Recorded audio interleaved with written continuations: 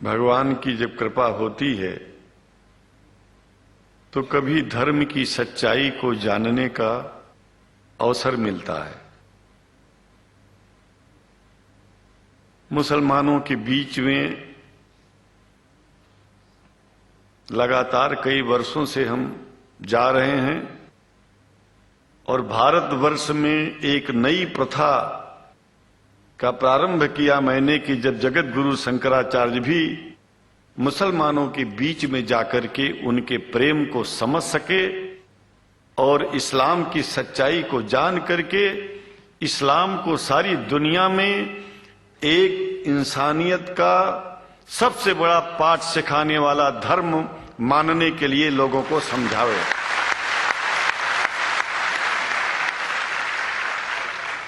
जब लोग इस्लाम को बेदर्द, मुसलमान को बेदर्द, तलवार के जोर पर चलने वाला धर्म बताते हैं तो अगर शायद धरती में कोई दुखी होता होगा तो सबसे ज्यादा दुख मुझको होता है।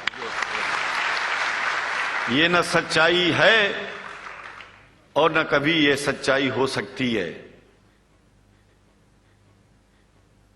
जिस इस्लाम ने पहला कलमा ही कुरान शरीफ का ये बताता है कि नहीं है इबादत के काबिल सिवाय परमात्मा के और कोई, ला इलाहा इल्लल्लाह मोहम्मद रसूल अल्लाह। भला आप बताइए, वेदों का रस निचोड़ करके मोहम्मद साहब ने परमात्मा की इबादत करके परमात्मा के पैगाम को एक ही कलमे में दे दिया। इससे बड़ा ग्रंथ दुनिया में और क्या हो सकता है। अगर कुरान के पहले कलमे को ही पढ़ करके हिंदू अपने धर्म का पालन करना चाहे तो उससे बड़ा धर्मात्मा शायद कोई नहीं होगा। कुरान को हमने गहराइयों में जाकर के तो नहीं अनुभव किया, लेकिन कुरान के मानने वालों के हृदय की गहराइयों में जाके देखा कि अगर इस्लाम को पूरी दुनिया अगर स्वीकार कर ले तो इसमें कोई बुराई नहीं है। इस्लाम परमात्मा के द्वारा बताया गया सिद्धांत है। इस्लाम किसी व्यक्ति का अपना नियम नहीं है, अपना सिद्धांत नहीं है। कुछ लोग भेदभाव पैदा करने के लिए इस धरती पर मुसलमानों को बेदर्द कह देते हैं, इस्लाम को बुरा कह देते हैं। मैं कहता हूं उनसे बुरा इस दुनिया में कोई नहीं है। वो शैतान के बच्चे हैं, खुदा के बच्चे नहीं हैं। क्योंकि जहां तक मेरी अपनी पहुंच है, हमने वेदों को पढ़ा, पुराण को पढ़ा, शास्त्रों को, हिंदू धर्म ग्रंथों को पढ़ा। उसके बाद में मुसलमानों के बीच में जाना शुरू किया। हमने मुसलमानों से हाथ मिलाया तो हमारा विरोध किया गया।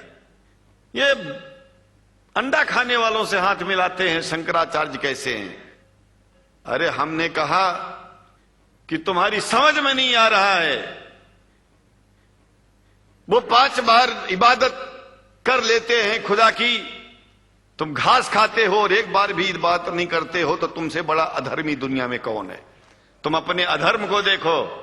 किसी के पवित्रता के सिद्धांतों का विरोध करना पहला अधर्म है।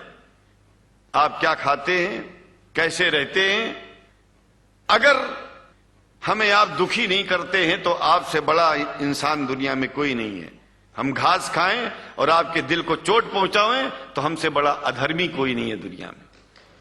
कहने का तात्पर्य सिर्फ एक है कि मैंने ये अनुभव किया है कि ये मैं एक बात जो मैंने देखा है, आप लोगों से जो प्रेम मुझे मिलता है, लोग पूछते हैं कि आप मुसलमानों में क्यों जाते हो, आप तो शंकराचार्य हो। हमने कहा कि भाई मुसलमानों से पूछो कि हमसे इतना प्रेम क्यों करते हैं। वो हमसे जो प्रेम करेगा हम तो जाएंगे। कहा फिर क्या हम प्रेम नहीं करते क्या। हमने कहा कि हम तो तुम्हारे बीच में पैदा हुए और तुम मुसलमानों से प्रेम नहीं करते, इसलिए हम तुमसे प्रेम नहीं करते।